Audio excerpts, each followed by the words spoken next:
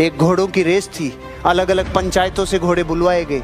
एक पंचायत में घोड़ा नहीं था, तो पंचायत ने कहा भाई साहब अपने गांव की इज्जत का सवाल है। उन्होंने बोला क्या किया जाए कि घोड़ा नहीं है, गधे को तैयार करो। अब उन्होंने पूरे गांव ने ढूंढा, गधों में हड़कंप मच गया और मरवा दिया, रे घोड़ों में भेजेंगे। गधों में हड़कंप मच गया, लेकिन फिर भी जो हृष्ट पुष्ट था ना गधा, थोड़ा सा घोड़े जैसा लगने वाला, उसको लिया। उसको लेके कि भाई तू कर सकता। वो कहता मरवाओगे रो, मत भेजो। नहीं तू कर सकता है। उसको पूरे 2 दिन का आरटीपी दे के बोला तू कर सकता है। अब इतने पंप भरते हैं तो कुछ तो फर्क पड़ता है कि नहीं पड़ता है। गधे ने बोला मैं जाएगा, गांव की इज्जत के लिए मैं जाएगा, रेस में जाएगा, पंचायत की इज्जत के लिए पूरा लुट जाएगा, लेकिन मैं जाएगा। ओके, सरपंच तैयार, सारी टीम तैयार, और गधे को लाके खड़ा कर दिया रेसिंग की लाइन पे, और गधा बिल्कुल रेडी। लेफ्ट में देखा घोड़े, अरे बारे मर गए रे, राइट में मर गए रे, बारे कांपने लग गए पाँव। अब गधा वहां तो ठीक था, लेकिन घोड़ों में पहुंचने के बाद तो फर्क पड़ता है ना। कांप रहा है, टांगे कांप रही है, और विसिल बजने वाली है। और विसिल बजने के 5 सेकंड पहले वो हुआ जिसने प्रकृति के नियम ही बदल दिए। विसिल बजने के 5 सेकंड पहले गांव के सरपंच ने गधे की पूंछ उठा के आधा किलो मिर्ची डाल दी। और आप कह रहे हो कि रेस का रिजल्ट क्या हुआ? अरे रिजल्ट 6 महीने तक गधा रुका ही नहीं।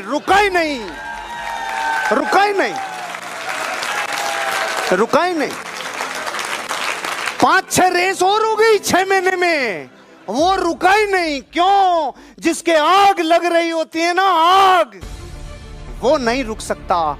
एक गधा भी घोड़ों को हरा सकता है जब डिजायर अपनी तड़प पे होती है। इस कहानी का मैसेज ये है, अगर जिंदगी में आप भी कुछ कर गुजरना चाहते हो, अपनी डिजायर को थोड़ा होले अब थोड़ा सा आंच देना चालू करो। लेते हैं, गौरव ने एक मनौती मानी।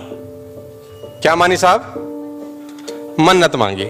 ठीक है, अब मन्नत में यह है कि जो पहला नवरात्रा होगा उसमें ये वहां पर जाके वैष्णो देवी में माथा टेकेगा। Got it? Are you getting the point? ठीक है गौरव, अब इसने पहले नवरात्रि में वहां पर क्या टेकना है? माथा। ये मनौती है इसकी, और ये भक्त भी अच्छा है। अब क्या हुआ, अब इसने ट्रेन बुक कराई हुई है अपने फैमिली के साथ, जो नई दिल्ली से जम्मू जाएगी, और वो ट्रेन है एक पर्टिकुलर डे में, एक पर्टिकुलर टाइम पे। ठीक है गौरव, अब गौरव अपने फैमिली को लेके नई दिल्ली स्टेशन जाता है। ठीक है गौरव, स्टेशन जाते ही ट्रैफिक में फंस जाता है और ट्रेन छूट जाती। ऐसा हो सकता है। अब ट्रेन छूट गई, अब ये क्या करेगा? मैं इससे पूछना चाहता हूं, क्योंकि इसने मनौती मानी है कि मुझे जाना है। क्या करेगा गौरव? गाड़ी बुक कराऊंगा, टैक्सी बुक कराऊंगा और निकल जाऊंगा। टैक्सी बुक कराऊंगा जम्मू तक, और आपको पता चलता है कि आज टैक्सी की हड़ताल है। आपको पता चलता है और तो सडन कि आज टैक्सी की स्ट्राइक है। बस में निकल जाऊंगा। आप बस में निकलते हैं, चलो फॉर द, आपका दिन बड़े अच्छे थे, बस की स्ट्राइक नहीं थी, आपने बस ली और आप बस में चले, और जैसे आप करनाल पहुंचे बस के आगे के 2 टायर पंचर हो गए।